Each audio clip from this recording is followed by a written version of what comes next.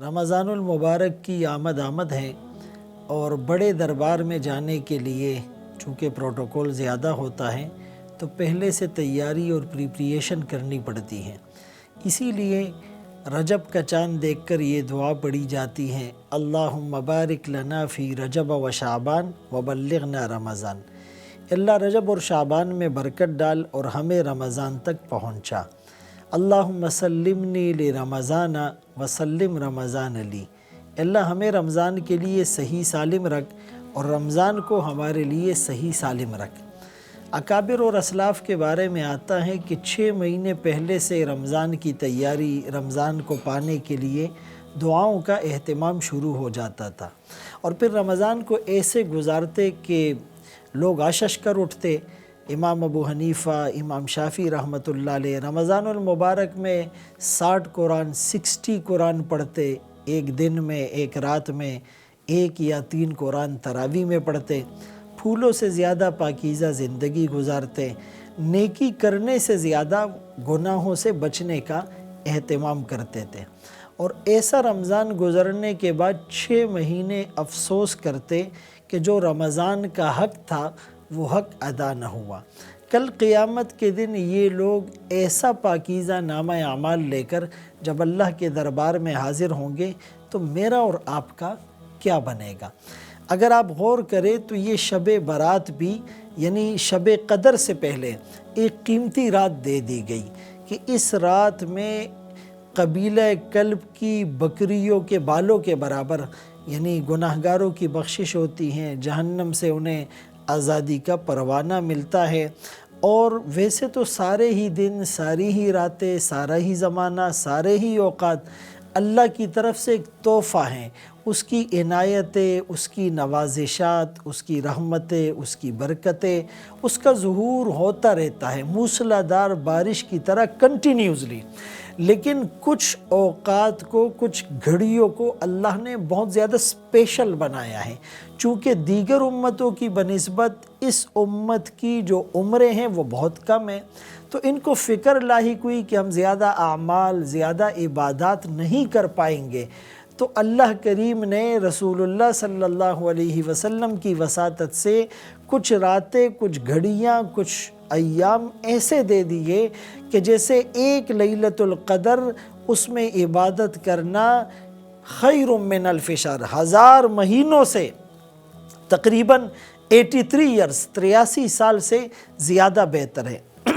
تو جیسے بڑے دربار میں جانے کے لیے لوگ تیاری کرتے ہیں، غسل کرتے ہیں، کپڑے صاف پہنتے ہیں، خوشبو لگاتے ہیں، اور اگر کوئی گھر میں مہمان آنے والا ہو تو ڈیکوریشن کا خیال رکھتے ہیں، صفائی اور کلیننگ اور ڈسٹنگ کا اہتمام کرتے ہیں، تو بالکل اسی طرح یعنی ہم بھی ایک بڑے دربار میں انٹر ہو رہے ہیں، اور رمضان بھی ایک مہمان بن کر اللہ کی طرف سے ہم پر سایہ فگن ہو رہا ہے۔ تو ظاہری پاکیزگی کی طرح ہم باطنی پاکیزگی کا بھی اہتمام کر لیں، اور ہم اب سے گناہوں سے بچنا بھی شروع کر دیں، اور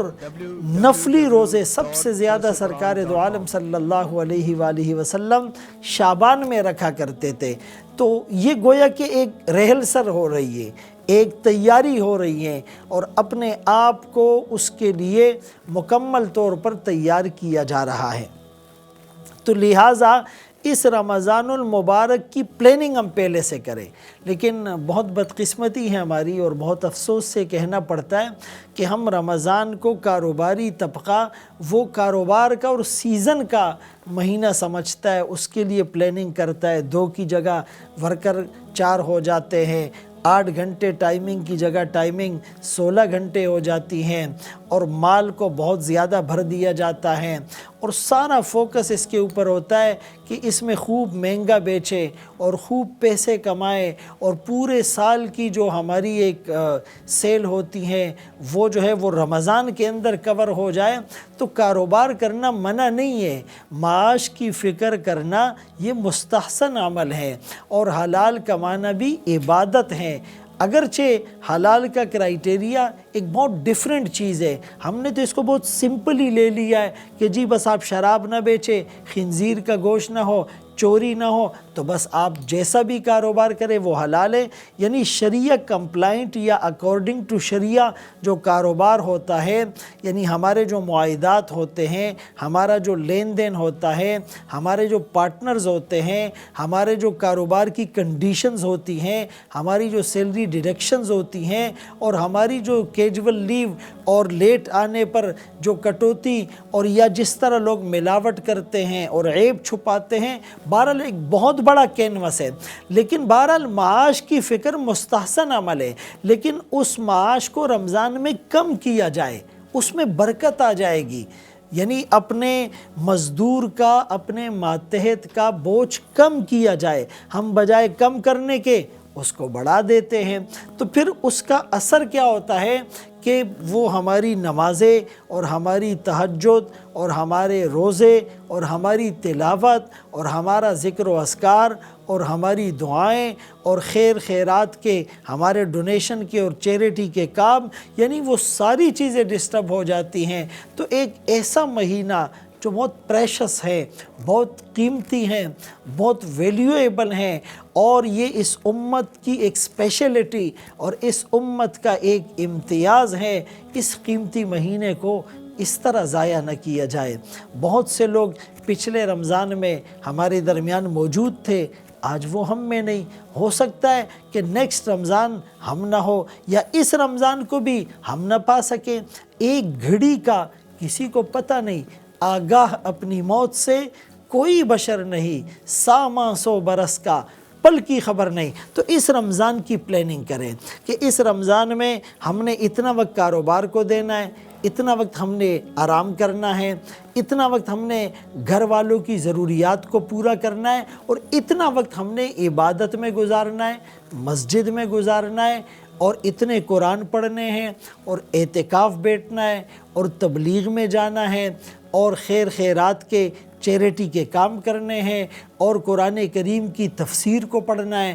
قرآن کی تجوید اور تلفظ اور مخارج کو درست کرنا ہے، اور اتنا وقت دعاؤں میں صرف کرنا ہے۔ تو انشاءاللہ العزیز یہ ہم سب کی نجات کے لیے کافی ہوگا۔ اللہ کریم ہمیں ان باتوں پر عمل کی توفیق نصیب فرمائے۔ وآخر دعوانا ان الحمدللہ رب العالمین۔